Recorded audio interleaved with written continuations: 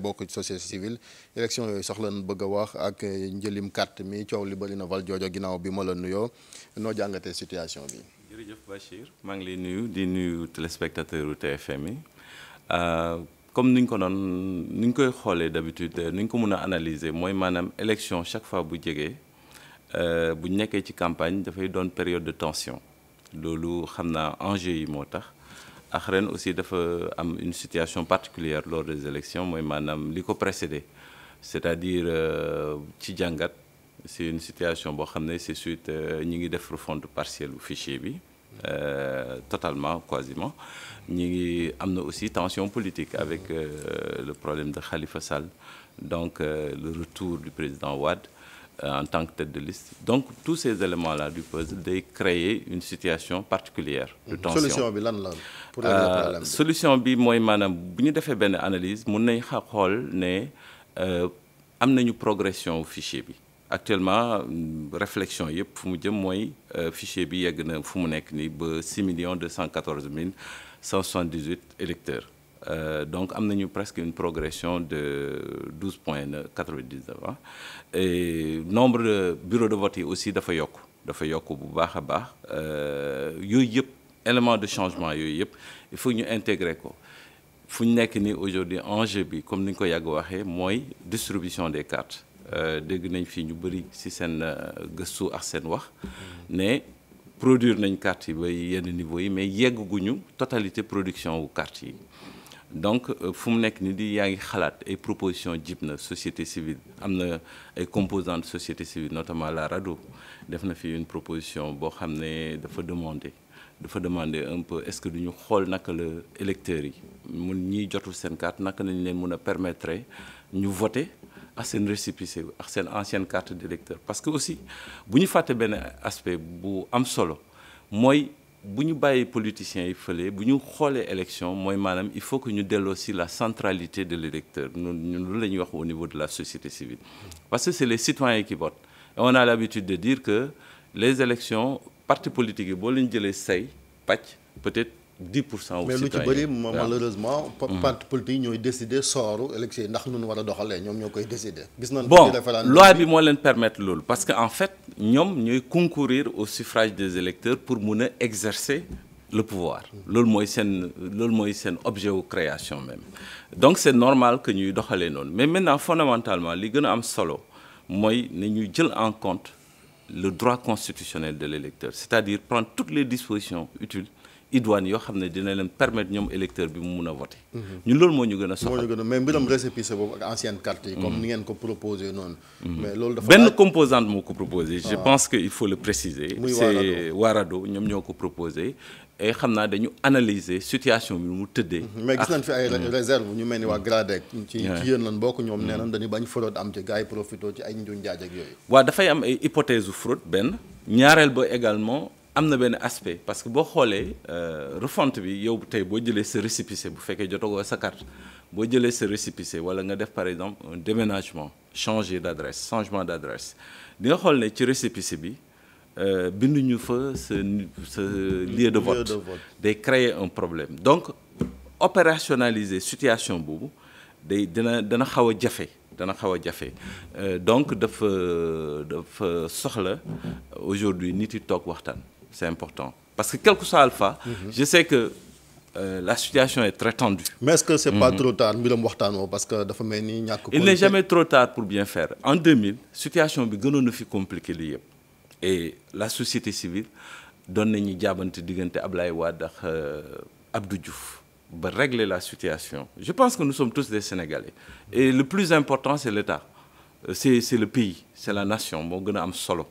ñun ñii ñëpp dañuy romb rek dem. mais 10 jours moo des ñu voté. 10 jours moo des fukki fan moo des ñu dem ci mbañ gàccee voté ji. te gars yi ñu ngi ci terrain parce que bi aussi di campagne. même proposition boobu dafa am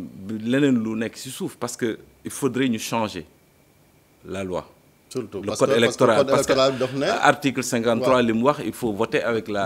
carte de. mais maintenant ci biir waxtaan mën nañu trouver des solutions mais maintenant peut-être c'est trop tard aujourd'hui il faut faire un focus essentiel sur la distribution des cartes, demander vraiment les partis politiques au-delà de la campagne, c'est une cellule de communication, songe aussi population yi ñu dem xooli les cartes. Deuxième élément également, s'il y a possibilité vraiment de revoir cette disposition-là, ça peut toujours aider, hein, ça peut toujours aider. dafa laaj ay procédure d'urgence maanaam assemblée bi dajawaat wala. mais xam nga ci biir waxtaan bu fekkee acteurs politiques yi déggoo nañu mun nañu arriver à cette situation-là maintenant bu fekkee déggoo ñu moi je pense que dans le contexte actuel comme opposition bi rejeté na ko l'État devrait prendre donc toutes les dispositions idoines pour faciliter la distribution des cartes. yooyu gis nañu dégg naa ñu ne préfet Dakar bi mënuñ ci ñëw xaw ma ndax lii nga communiqué bi de moom nee na léegi carte yi dañ ko yóbbu ci lieu de vote yi maanaam pour yombal nit ñi dañuy yóbbu seen comme ni ñu doon def à l'époque. loolu waaw jàngat bi. waaw jàngat bu positif la à mon sens mais maintenant ba léegi équation wu par exemple bu ñu yóbbuwee carte yi si lieu de vote yi boo jëlee par exemple yow sa exemple boo jëlee par exemple nit ko xam ne par exemple dafa inscrire Yoff nekkoon par exemple Guédiawaye di fa voter mu léegi mu inscrire def changement d'adresse à Yoff fan lay dem c'est ça l'équation c'est-à-dire fan la ñuy ban lieu. loolu aussi il faut que gars yi étudier ko ban lieu la ñuy dajale carte électeurs yi pour que jour du vote électeur bi changer adresse mun a dem par exemple à Yoff fan lay dem ci Yoff pour récupérer ko parce que bu fekkee si lieu de vote yi c'est des centres de vote à Yoff peut-être il y a plusieurs centres de vote moi je pense que équation yooyu parce que il faut que nit yi jëm ko ça commence à devenir insoluble loolu moo taxoon en amont on avait toujours insisté depuis le mois de juin mais à ce que acteurs yi discuter autour de la question mais c'était un peu difficile parce que à l'époque des fois da ngay gis des changements de stratégie entre les camps politiques donc yooyu moo indi woon jafe-jafe bi loolu la ñu anticiper woon xool ko depuis à l'époque waaw. léegi ba léegi ñu ñëwaat ci waxtaan bi parce que yaa ngi koy wax sànq coow li bari na nee nañ bu njëkk ba dañ ne woon bu ñu eggee ci 4 millions électeurs. baax na fichier baax na mais dem na yaa ngi wax ne dem nañ ba plus de 6 millions. situation boobu xëy na xanaa gars yi liñ xaarutoon moo tax mu dépassé leen wala. non en fait c'est une volonté ah mun naa jàpp ne volonté wu état bi la en même temps aussi élément incitatif bi nga xam ne par exemple ñun ñëpp dañuy obligé de wuti carte d'identité parce que carte d'identité mooy un peu suñu boussole de vie en termes de fonctionnement donc on était obligé loolu yëpp tous ces éléments là concourir na à ce que affaire bi bondir yokku ba léegi demande de carte d'identité yi ba léegi am na ay citoyens yu bëri yu soxla carte d'identité yuy xaar ñu mettre les dispositifs bi au niveau des commissariats et cetera pour dem wuti carte d'identité donc loolu tax na affaire bi avancé mais maintenant fondamentalement on ne doit pas occulter quelque chose qui me semble essentiel c'est-à-dire le droit constitutionnel du citoyen à voter loolu il faut ñu trouver une solution à cette question-là mais fii Sénégal peut-être vote du fi obligation est-ce que du looloo tax. mais maintenant même bu nekkul obligation mais yow tey Bachir boo jógee taxaw ne dama bëgg a voter état bi daf la nar a jox toutes les dispositions mettre la dans toutes les conditions nga mën a voter waaw c'est-à-dire mais évidemment bu fekkee léegi bëgg a voter ça. parce que ñu bëri dañ ne sax carte d'identité li tax mu jéggi dayo Sénégalais yi. am pièce lañ ci gën a soxla que vote bi sax. waaw loolu dinañ ko évaluer bu ñu demee ci vote bi ba pare c'est-à-dire bu ñu xoolee le taux de participation foofu la ñu mën a évaluer en fait le comportement des électeurs sur le déterminant est-ce que am na ay déterminant de l'abstention bu am yegg benn niveau ou non. mais aujourd'hui lu gën a am solo mooy maanaam sensibiliser les acteurs politiques vraiment à un retour au calme. waaw ci loolu la ñu ñëw sax dinañ ci wax mooy violence bi wante ñu ci bëri aussi coalition yi nee nañ ba léegi jotagun fichier bi. ci ministère beeg loolu seen droit la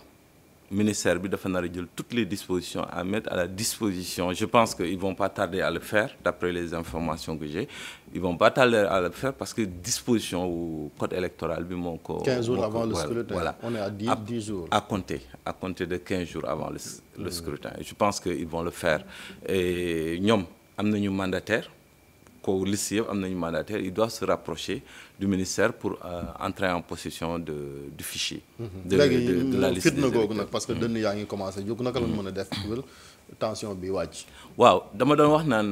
buñ ko ñu muy presse bi muy acteurs politiques yeeg acteurs société civile on doit relativiser affaire bi vraiment commencer di lancer des appels au calme parce que c'est en mon sens que boo xoolee dëkk yëpp pratiquement yi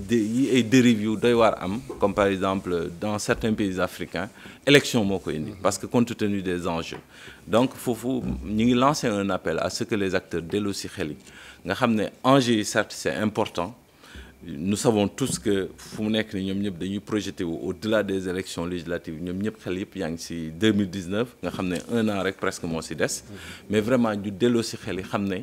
Sénégal moo ëpp solo lii c'est des événements factuels yoo xam ne après day romb Sénégal day continuer. waaw am na solo maa ngi lay sant la gërëm Valdiodio Ndiaye di fàttali ni yaa ngi bokk ci société civile rafetlu nan ànd bi ak télévision Futurs Médias ñu ñëw ba léegi ci xibaar bi rek ba léegi ci campagne bi.